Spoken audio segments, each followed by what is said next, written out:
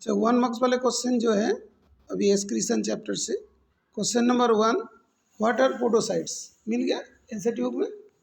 जहाँ पे देखो स्ट्रक्चर दिया होगा बॉमन कैप्सूल का स्ट्रक्चर दिए बॉमन कैप्सूल उसके अंदर कुछ सेल्स होती है। देखो उसमें लिखा होगा the epithelial cells of the Bowman capsules are called podocytes. Epithelial cells of Bowman capsule मिल गई तो ढूंढने से मिल जाता है ना इंसेटिव में। ओके गुड मिल गया तुम्हें page number 293 old book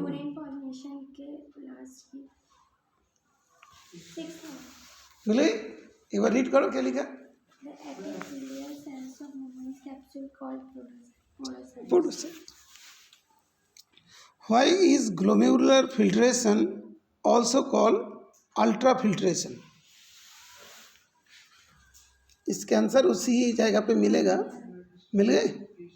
Since blood is so finely filtered that except plasma protein all other constituents pass through the filtration membrane it is called ultrafiltration. Okay मिल गया वो पेज नंबर उसी page में है।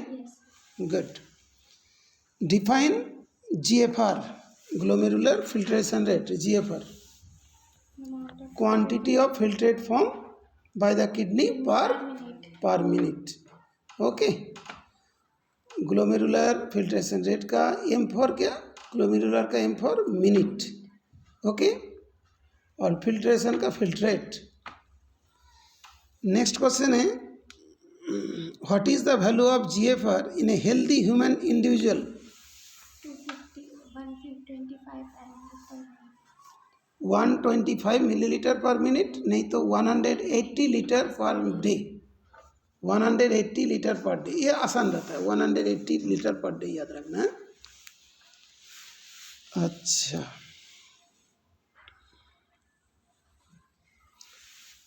where is renin secreted from in the human kidney।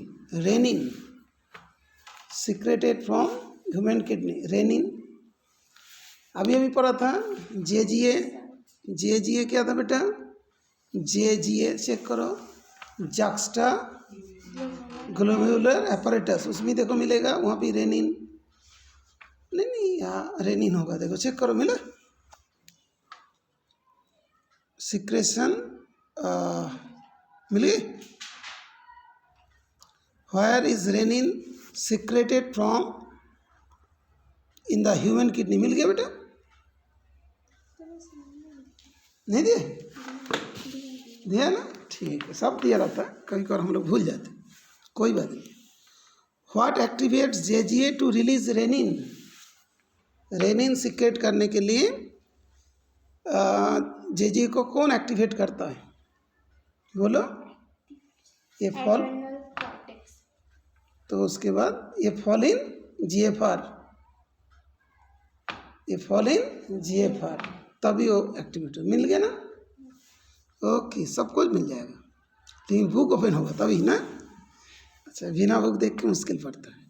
What type of cells from the inner lining अच्छा what type of cell from the inner lining of PCT का inner line को बनाने के लिए कौन सा सेल्स होती है ये पहले भी बताया था। प्रॉक्सिमल कॉन्वोल्यूटेड ट्यूब्यूल का इनर लाइनिंग कौन सी सेल से बनता है व्हाट टाइप ऑफ सेल बोल दो B से ब्रूस बॉर्डर्ड क्यूबिकल एपिथेलियम मिल गया brush bordered cells. Okay good बहुत बढ़िया अच्छा आंसर कर रहे हो तुम लोग। Name two substance reabsorbed passively from the glomerular filtrate name two substances. Okay जो नेम 2 3 जो भी name two substances reabsorbed passively from the glomerular filtrate मिल गया। वाटर यूरिया क्लोराइड आयंस मिला। Name 2 substances reabsorbed passively from the glomerular filtrate ढूंढो मिल जाएगा देखो urea, water, chloride ions नहीं मिला, ढूंढ दो, बिल्कुल नहीं मिला।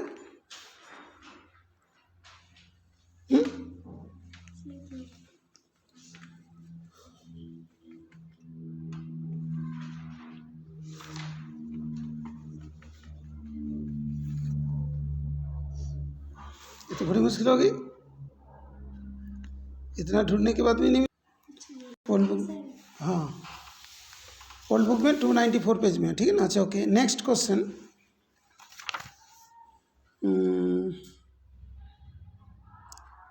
Name two substances. Glomerular filtrate has water, glucose, amino acid and creatine. मिल गया what? Which of them are reabsorbed rapidly and actively by blood?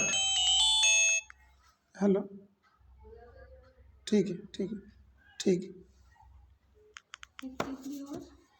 Actively and rapidly, कौन एक्टिवली एंड रैपिडली एब्जॉर्ब हो जाती है? ग्लूकोज एंड अमीनो एसिड्स, ठीक है। उसके बाद वाला तो अभी अभी तुम लोग को मिल गया था। Name two substances secreted in the filtrate directly. Directly कौन फिल्ट्रेट आता है? K+ ion, H+ ion and ammonia, मिल गया। अच्छा, urine becomes hypertonic as it flows through the descending lip of Henle's loop. Justify. Urine जब hypertonic, ये तो जानते हो, हाइपोटोनिक, हाइपरटोनिक और आइसोटोनिक, हाइपरटोनिक, कॉन्सेंट्रेशन काफ़ी बढ़ गया। As it flows through the descending limb of Henle's loop, justify. Descending limb is permeable to water but not to solutes. Loss of water from this segment makes it hypertonic. Okay, clear बेटा? Water out हो जाते हैं और urine पूरी concentrate हो जाता है। Why does the filtrate become hypotonic in the ascending limb of Henle's loop? Henle's loop का ascending limb में ये क्या हाइपोटोनिक हो जाता है, क्यों? Because ascending limb is permeable to solutes but is impermeable to water. Loss of NaCl from here makes it hypotonic, मतलब concentration कम हो गई। What is osmoregulation? Is the phenomenon of regulation of solute concentration and water content in animal body. ये वाला तो बहुत next तो बहुत important है। Mention the 2 factors or reasons for an increasing osmolarity or filtrate from the cortex to the inner medullary interstitium. दिया था ना उसमें, proximity between Henle's loop and vasa recta and counter current mechanism. Name the substance that exit from the tubules in order to maintain concentration gradient in the medullary interstitium. कौन कौन होता है? NaCl and urea. फिर तुम लोग diagram बनाए थे, diagram में ये वाला चीज़ था। Give the values of osmolarity of filtrate in nephron in the cortex and inner medulla respectively. Cortex में कितना होता था बेटा? 300 मिली ऑस्मोल पर लीटर, और तुम्हारा इनर मेडुला में 1200 ऑस्मोमोलरिटी पर litre. Name the part of the nephron from where urea comes into the medullary interstitium. Collecting duct. देखो लिखा है ना, part of the nephron from where urea comes into medullary duct, medullary interstitium. उसे लिखा होगा ना collecting duct. Okay. Name the hormone that act as check on the renin angiotensin mechanism. बोलो बोलो। That act as a check on renin angiotensin mechanism. Anti natriuretic factor जो है ना, उसके अंदर जो भी है, ANF का मिल गया।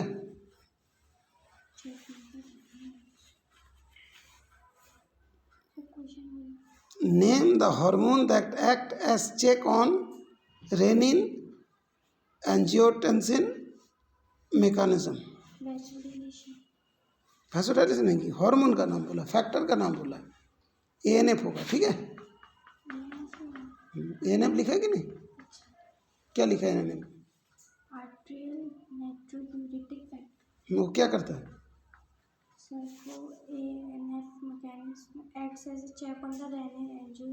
वही वाला क्वेश्चन दिया था, name the hormone that act as a check on renin angiotensin mechanism. Hormone बोल सकते हो, फैक्टर भी बोल सकते हो, ठीक है। How does ANF cause A decrease in the blood pressure? How does ANF cause decrease in the blood pressure? Vasodilation, okay, and decrease the blood pressure, ये वाला ठीक है, वैसोडाइलेशन के through. What is micturition? The process of release of urine. Release of urine, good. What is micturition reflex? The neural mechanism causing it is called micturition. The neural mechanism that cause the voiding of urine from the urinary bladder constitute reflexing, that is micturition reflex. दिया है कि नहीं? Yes. दूसरा, mention the quantity of urea excreted in a day by normal healthy human being. Mention the quantity of urea. अच्छा, ठीक है, वही बोल सकते हो, यूरिया का 25 to 30 ग्राम ही बोल सकते हो, ठीक है। ओके, ये वाला हो गया। इसके बाद बेटा नेक्स्ट चैप्टर जो होता है कौन सा? लोकोमोशन वाला। उसमें से पहले तो मूवमेंट एंड लोकोमोशंस है, उसमें टाइप्स ऑफ मूवमेंट में क्या दिया? Amoeboid movement, ciliary movement and muscular movement and flagellar movement, ठीक है ना बेटा? मिल गया? 3 दिया। अच्छा, तुम्हारा जो ACM है ना, ACM एडिशनल सिटी मजिस्ट्रेट है, amoeboid movement, ciliary movement and muscular movement. Muscles का भी बारे में होगा, मसल्स क्या क्या काम करते हैं। मसल में तुम्हारा दिया होगा skeletal muscle, visceral and smooth muscles and cardiac muscles, है ना। स्केलेटल होगा स्टीरिएटेड एंड विसरल स्मूथ वाला होगा नॉन स्टीरिएटेड एंड कार्डियक मसल्स, ठीक है। स्केलेटल मसल्स के बारे में पढ़ना है। वहाँ पे एक वर्ड लिखा होगा आई बैंड और एक लिखा होगा ए बैंड, लिखा?